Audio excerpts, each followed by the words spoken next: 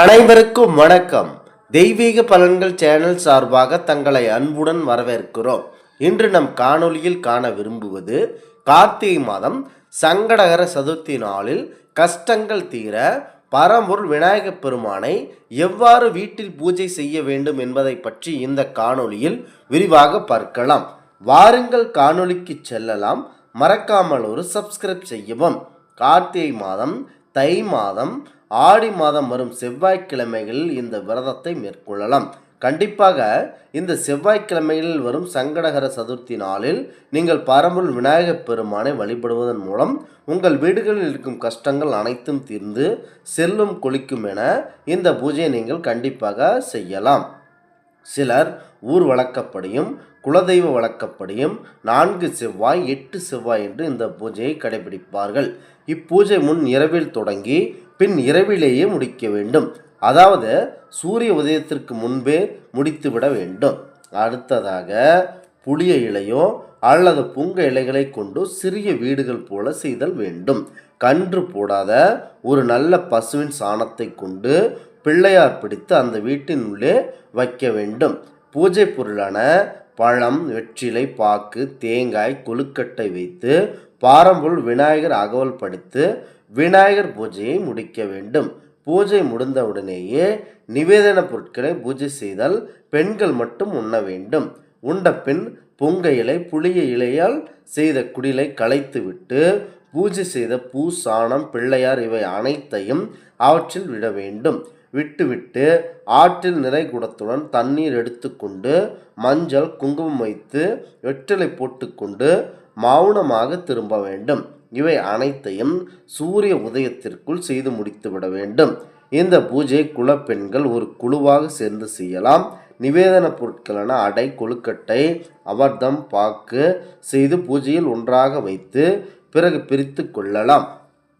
சூரிய உதயத்திற்கு பிள்ளையார் கொழுக்கட்டையை எவ்வாறு செய்ய வேண்டுமென்றால், குத்திய பச்சரிசி இடித்து மாவாக்கி உப்பு போடாமல் மாவு பிசைந்து தேங்காயை சிறு சிறு துண்டாக்கி போட்டு இளநீர் விட்டு பிசைந்து உருண்டையாக செய்து நீராவில் வேக வைக்க வேண்டும். இட்லி செய்வது போல சிறு அடையாக குட்டி தட்டி கொண்டு செய்யலாம். அடுத்ததாக பெண்கள் மட்டும் இந்த பூஜையை செய்ய வேண்டும். ஆண்கள் இந்த பூஜைகளை கண்டிப்பாக செய்ய சொல்லக்கூடாது. பெண்களுக்கு உதவிகரமாகவே இருக்க வேண்டும்.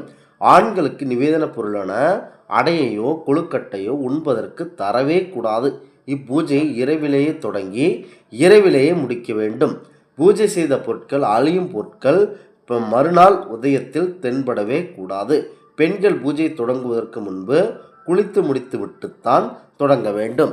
இவ்வாறு செய்து பாருங்கள், உங்கள் கஷ்டம் கண்டிப்பாக தீரும். அடுத்ததாக நீங்கள் இந்த சங்கடகர சதுர்த்தி விரதத்தை நீங்கள் மாசி மாதத்தில் செவ்வாய்க்கிழமை அன்று சதுர்த்தி திதியில் ஆரம்பித்தல் வேண்டும். அடுத்ததாக இந்த கார்த்திகை மாதம் செவ்வாய்க்கிழமையில் வரும் இந்த இதிலும் நீங்கள் கண்டிப்பாக தொடங்கலாம். சூரிய அஸ்தமனத்திற்கு பிறகு, அதாவது சந்திரன் உதயத்திற்குள் பூஜை ஆரம்பிக்க வேண்டும். சங்கடகர விநாயகரின் முதல் மந்திரம், தியான ஸ்லோகம் இவற்றை பக்தியுடன் தியானித்து சந்திர பகவானையும் மனதால் நினைத்து வழிபட்டு தீப ஒளி காட்டி ஆராதனை செய்யும் அன்று ஏழைகளுக்கு ஒரு பிடி அன்னமேனும் தானம் செய்ய வேண்டும். அன்று இரவு கண் விழிப்பது சாலச் சிறந்தது.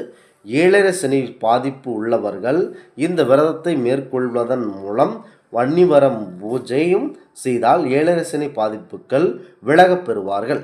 இந்த பூஜையை ஒரு குழுவாக கூட சேர்ந்து செய்யலாம். தை மாதம், கார்த்திகை மாதம், ஆடி மாதம் வரும் செவ்வாய்க்கிழமையில் இந்த விரதத்தை மேற்கொள்ளலாம்.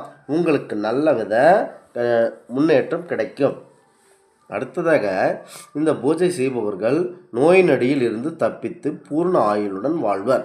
மிக முக்கியமாக இந்த பூஜையில் 21 மூலிகள் வாஸ்துக்கள் சேர்க்கப்பட வேண்டும். அருகப்புல் மோதி பிள்ளையாரை எழுந்தருளி செய்து இந்த 21 மூலிகையால் பூஜிக்க வேண்டும். 21 மூலிகை விவரங்கள்: மாசி பிரதம், பிருஹாதி பத்ரம், பில்வதுவரா, துத்ரவா, பதாரி, அபமார்க்கம், சூத, காரக வீரா, விஷ்ணுகிரந்தி, தாடிமி, தேவதாரு, மருவு, சித்துவாரா, ஜாஜுபத்ரம், கந்தாளி, கலியம், அட்யாம், அச்வாம், அர்ஜுனா, அர்ச்சுபத்ரம். குறிப்பு: அந்த விநாயகருக்குரிய மூல மந்திரத்தை 108 முறை ஜபித்தல் அவசியம். இவ்வாறு விநாயகர் நோன்பு இருப்பவர்கள் முற்பிறவி வினையால் இப்பிறவியில் வேதனைகளை அனுபவிப்பின் அந்த வேதனை சர்வ நாசமடையும், ஐஸ்வர்யங்கள் பெருகும், சந்தன பாக்கியம் கிட்டும், யோக சக்திகள் கிடைக்கும். இந்த பூஜை வளர்பிறை சதுர்த்தி என்று செய்யலாம். திருநள்ளார் சனீஸ்வரன் தோஷத்திற்கு செல்பவர்கள் அவசியம் இந்த விநாயகரை தரிசித்துவிட்டு செல்ல வேண்டும்.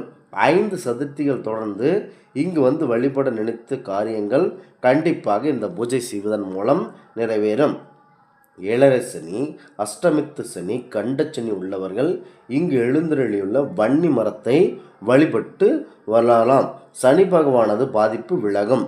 ஊழ்வினை தோஷம் உள்ளவர்கள் 12 சதுர்த்தியில் வளர்விழியில் நீங்கள் கண்டிப்பாக பரம்பொருள் விநாயகப் பெருமானை இந்த சதுர்த்தி நாளில் வணங்கினால் உங்களுக்கு கண்டிப்பாக தோஷம் நீங்கி சுபம் பெறுவர். பாசிலகுல விநாயகர் ஆலயம் திருவாரூர் மாவட்டம் தரங்கம்பாடி தாலுகா பொறையாறு சங்கரன் பந்தல் ஊர்க்கிடையே எடுத்துக்கட்டி சாத்தனூர் என்ற கிராமத்தில் உள்ளது. கும்பகோணத்தில் இருந்தும் மயிலாடுதுறையில் இருந்தும் இவ்வூருக்கு செல்ல வாகன வசதிகள் உண்டு. கண்டிப்பாக நீங்கள் இந்த சதுர்த்தி திதியில் இந்த ஆலயங்களுக்கும் சென்று வரலாம். உங்கள் வாழ்க்கையில் உள்ள கஷ்டங்கள் தீரும். இந்த ஆன்மீக தகவல் உங்களுக்கு பிடித்து இருந்தால் தெய்வீக பலன்கள் சேனலை கண்டிப்பாக சப்ஸ்கிரைப் செய்து கொள்ளவும். மீண்டும் ஒரு நல்லதொரு காணொளியில் உங்களை சந்திக்கிறோம். நன்றி, வணக்கம்.